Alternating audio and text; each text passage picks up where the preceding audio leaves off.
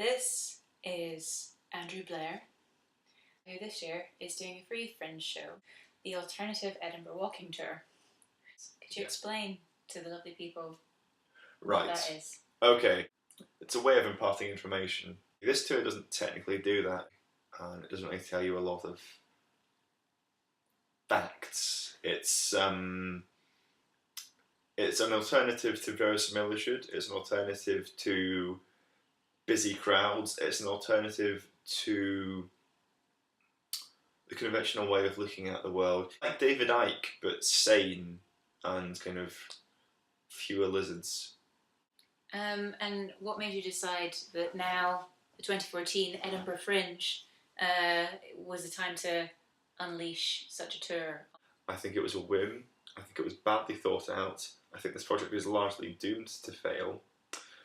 I think it's definitely going to be, at best, a cult phenomenon, where I'm hoping for a kind of cult following of about maybe 3-4 people. Hardcore people. Yeah, so like really hard. So like the people who do come on it, I think you're going to love it. But most of you out there, relax. I'm not expecting you to turn up. It would be great if you did. I really like eating. We want people to come to this, I think. That's the message, right?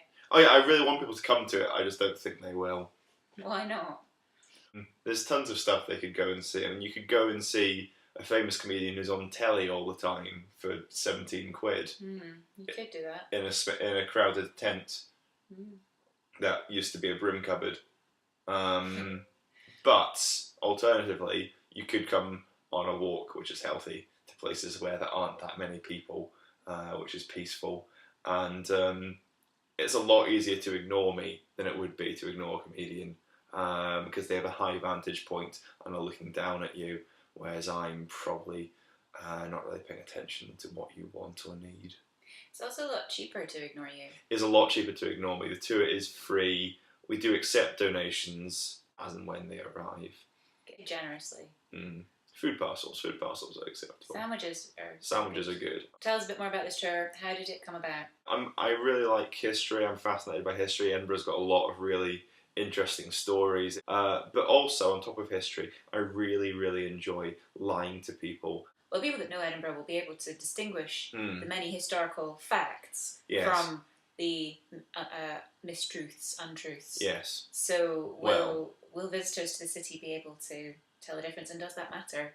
The tour has no quantifiable level of enjoyment. Fundamentally, no one who comes to Edinburgh will understand the blind thing I am saying. And I like that. I don't like strangers. I don't like them coming to my city. I want them to go. I want them to go and tell their friends all the things I've said as if they're real, and then have them laughed at. I want them laughed at. I hate them. Or, yeah, it's fine, they can come. Is this a family-friendly tour?